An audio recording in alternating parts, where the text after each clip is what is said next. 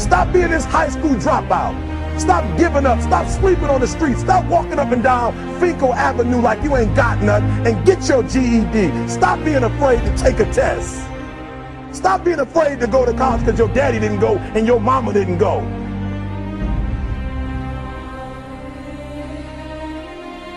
I don't do well in math. You're right. You ain't never studied. I'm not good in writing because you have never written before.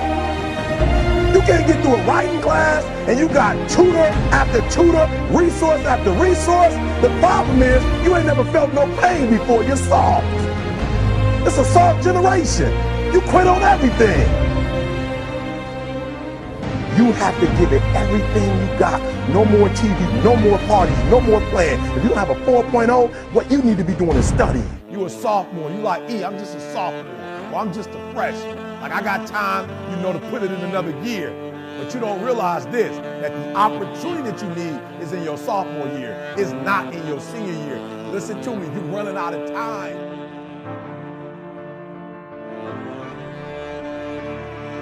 The next time you give a low effort, right? You give it 70% or 50% or 30%. I want you to think about what you're thinking about when your effort is low. And you're probably thinking, I got to versus I get to. Listen to me. If your effort is low, you're probably not thinking about the opportunity. You're probably thinking about the obligation.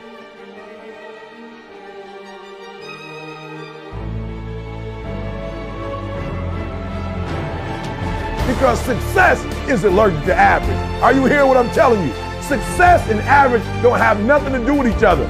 So you can't say you want to be successful. You can't say there's certain dreams and goals. There are things you want to have and things you want to be if you are still average.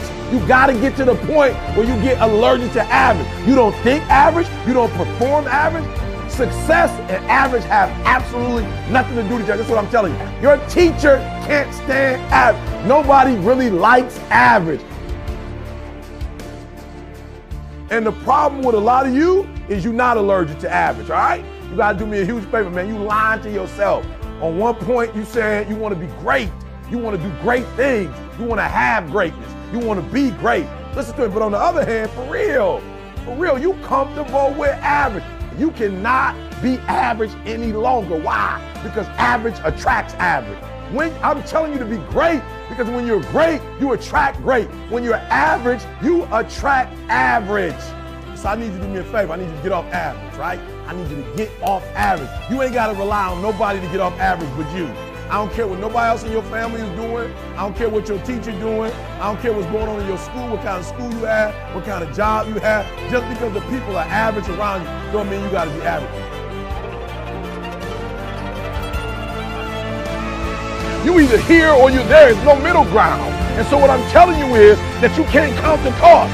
When you want something bad, you can't count the cost. Because if you count the cost and you see how much it costs, you might quit. You might give up. So you got to go in knowing that I don't count the cost. I do as many push-ups as it takes, as many sit-ups as it takes, as many reps as it takes. I study as long as it takes. I pay whatever the price is. Why? Because if I start counting the cost, I might quit. I might give up. I might surrender. Don't count the cost. You don't count the cost on this one. You don't count the cost on this one. You don't count the cost on this one. You just do what you got to do on this one. And then you look back when it's all over and you see the rewards. You look back and you see the accomplishments. You don't count it. You just look back and you see that you succeeded.